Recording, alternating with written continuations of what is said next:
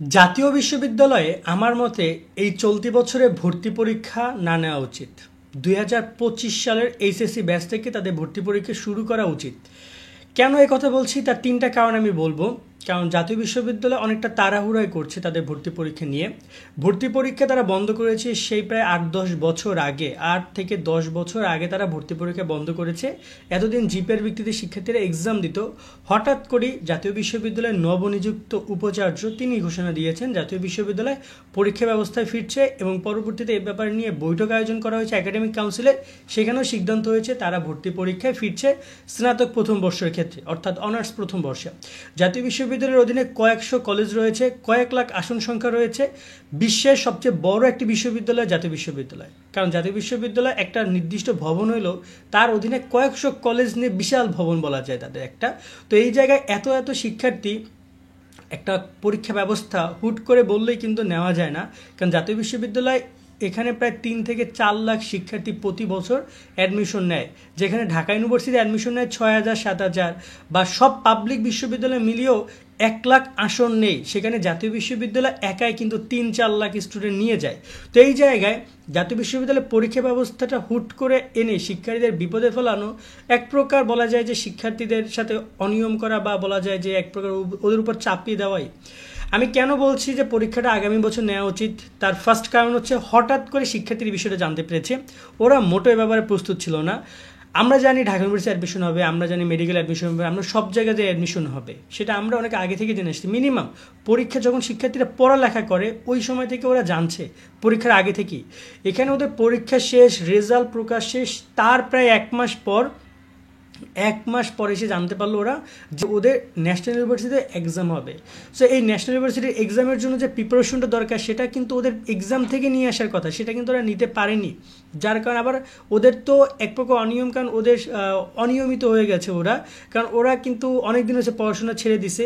তার সাথে ওদের রেজাল্ট অনেক দিন আগে প্রকাশ করেছে। যারা ন্যাশনাল ইউনিভার্সিটির পড়াশোনা করবে যদি এটা অনেক আগে জানাতো তাহলে কিন্তু ওরা পরীক্ষা দিয়েই, পরীক্ষা শেষ দেন ওরা প্রায় 3 মাস, এখানে প্রায় 2 থেকে 3 মাস, রেজাল্ট প্রকাশ করতে 2 মাস লেগেছে, আর ওভারঅল বোর্ড চ্যালেঞ্জে গেছে 1 মাস।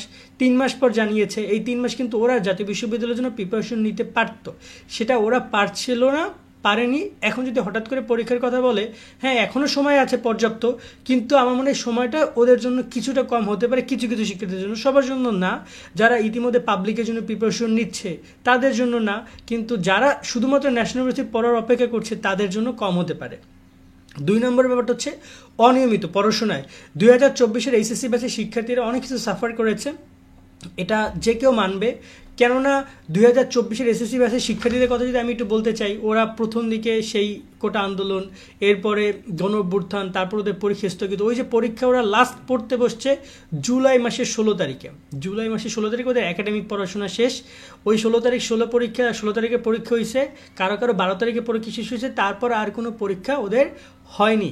তো এরপরে যারা শুধুমাত্র অ্যাডমিশন, যারা পাবলিক বিশ্ববিদ্যালয়, যারা মেডিকেল ইঞ্জিনিয়ারিংয়ের প্রিপারেশন নিচ্ছে তারাই একমাত্র পড়ছে, বাকি কেউ পড়াশোনার মধ্যে নাই। তো এখানে মেডিকেল এইসবে অ্যাডমিশনের জন্য সর্বোচ্চ 2 থেকে 3 লাখ শিক্ষার্থী প্রিপারেশন নিচ্ছে, আরও 10 লাখ শিক্ষার্থী কিন্তু পড়ালেখায় অনিয়মিত, যেখানে বড় একটা চ্যাপ্টার যাবে জাতীয় বিশ্ববিদ্যালয়।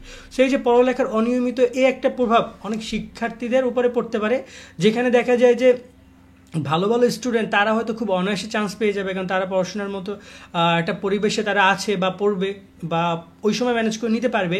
কিন্তু যারা একটু হলেও দুর্বল স্টুডেন্ট তারা কিন্তু খাপ খেয়ে নিতে পারবে না জাতীয় বিশ্ববিদ্যালয় এই তাড়াহুড়ার কারণে।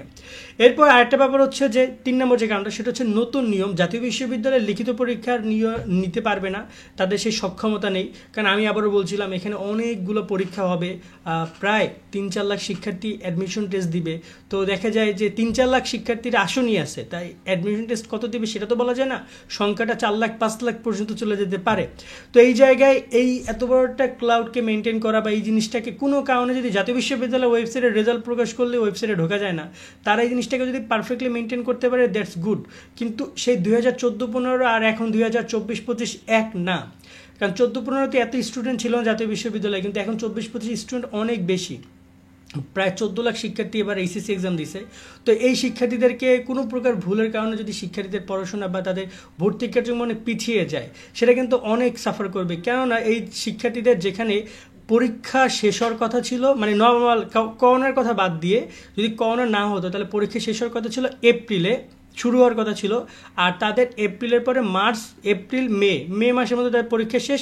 জুন জুলাইতে তাদের রেজাল্ট দেওয়ার কথা, এবং তাদের ভর্তি শুরু হওয়ার কথা জানুয়ারির মধ্যে বা ডিসেম্বরের মধ্যে তাদের অনার্স ভর্তি শুরু হওয়ার কথা।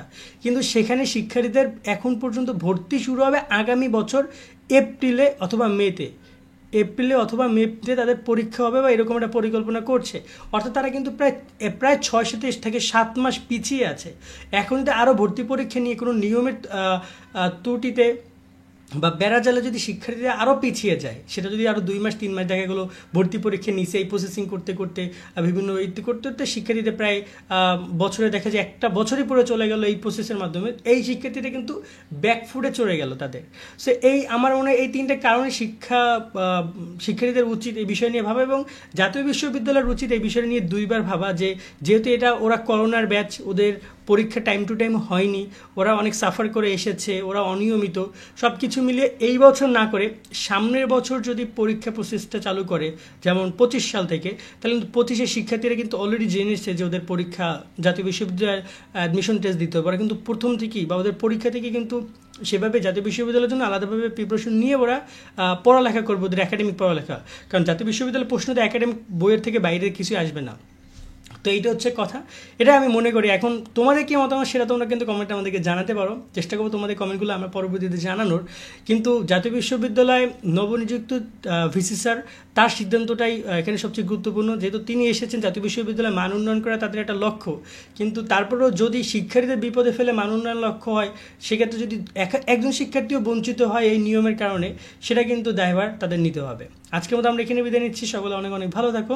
আল্লাহ হাফেজ।